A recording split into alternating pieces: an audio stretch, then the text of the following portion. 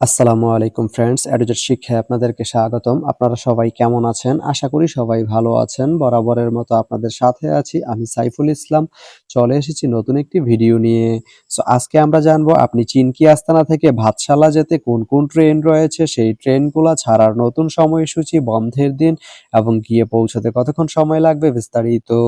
আমি যদি আপনাদেরকে ট্রেনের সময়সূচিগুলা বলে দেই, আপনি চিনকি আস্তানা থেকে ভাতশালা যেতে শুধুমাত্র একটি ট্রেন রয়েছে, সেটি হচ্ছে কর্ণফুলী। কর্ণফুলী ট্রেনটি চিনকি আস্তানা থেকে ছাড়বে সকাল 11টা 7 মিনিটে এবং এটি ভাতশালা গিয়ে পৌঁছবে দুপুর 2টা 38 মিনিটে। এই ট্রেনটির কোনো অফ ডে নেই। তো আপনি চিনকি আস্তানা থেকে ভাতশালা যেতে এই কর্ণফুলী ট্রেনটি ব্যবহার করতে পারেন। তো ভিডিওটি কেমন লাগলো অবশ্যই কমেন্ট করে জানাবেন। আর ভিডিওটি যদি ভালো লেগে থাকে বা আপনার কোনো উপকারে এসে থাকে তাহলে ভিডিওতে একটা লাইক করে দিবেন, কারণ আপনার একটা লাইক আমাকে অনেক ইন্সপায়ার করে নতুন নতুন আরো ভিডিও বানাতে।